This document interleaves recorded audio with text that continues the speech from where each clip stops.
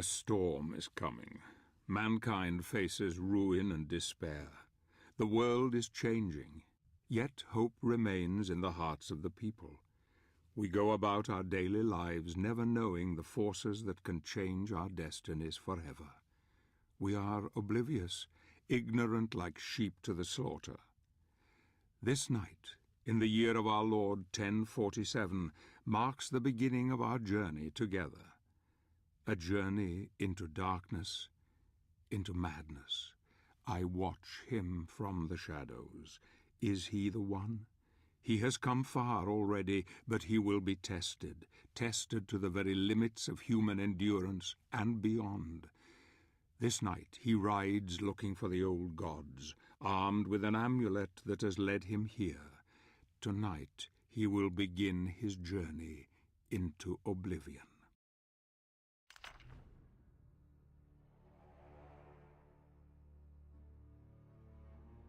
The struggle for supremacy is eternal, inevitable.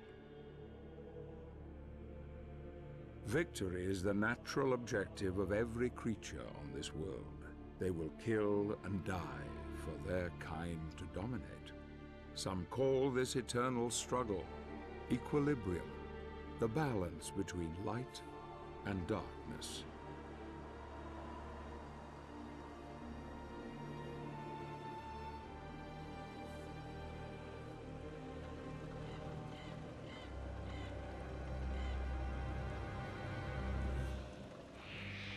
These are dark times, times without hope. Men of faith claim that this is a test from God to strengthen our spirit. Perhaps this is true, or perhaps it is simply a pious lie. If it is true, darkness has come to engulf once proud humanity, and we are witnessing the end of mankind.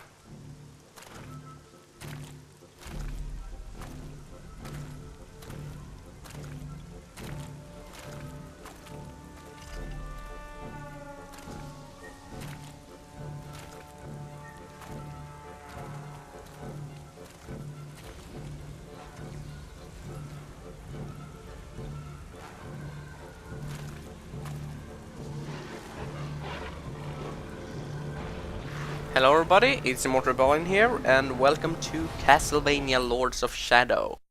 This is the new Let's Play that I will be doing.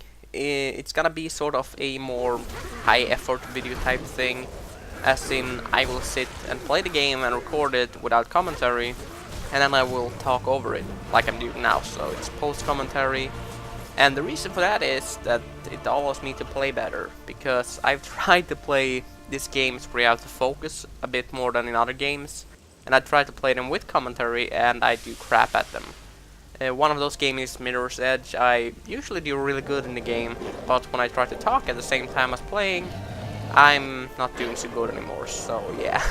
And this game, it's pretty hard actually, even on medium setting, so I figured I will do a lot better to talk over the gameplay later. And the other great thing is that now I can record YouTube videos even if I don't feel like doing commentary, and I can do commentary even if I don't feel like playing the game I'm doing YouTube videos on, because strangely enough most of the time I don't feel like doing both at the same time, because you know, maybe I'm tired and I'm like, oh, I don't feel like sitting down and talk for like half an hour, or maybe I'm like, yeah, I really want to do YouTube videos, but I really don't feel like playing whatever game I'm doing. So yeah, it's gonna be best of two worlds, I think.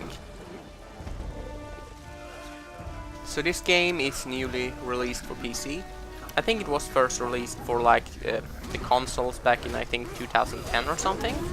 So it's like 3 years old then, but it's only like less than a month old on the PC, and that's where I'm playing it, even though I use a 360 controller. I actually played this game on my PS3 quite recently, because I figured out you can actually borrow games at the library for free, and they had this game, and I borrowed it, and I played it almost all the way through until I got to the last boss fight, and I was halfway through the fight, and guess what happened? My PS3 froze, right? It got something called unhandled error, so I restarted it, and when I was going to play the game again, the files were gone. So I played through like 99% of the game to have the save get corrupted at the last boss fight, and then have to like return the game the day after. So I was really pissed at the game, to be honest. But luckily I can have it for PC now, so it's not a big deal, but it still is very annoying. Luckily for me, I could actually watch the ending of the game on YouTube, so I still know how it ends, but it's so just frustrating to spend so many hours playing the game, because this is one long game. I think like the game is split into chapters, and every chapter is quite long, except like 2 or 3 which are kinda short, but it's 12 chapters, and this is the Ultimate Edition with like the DLC, so I think it's 14 chapters. And to play through all of them, except like the DLC that I didn't have, but 12 chapters and then not getting the ending thing, not even getting the achievement for them beating the game thing, that's really annoying.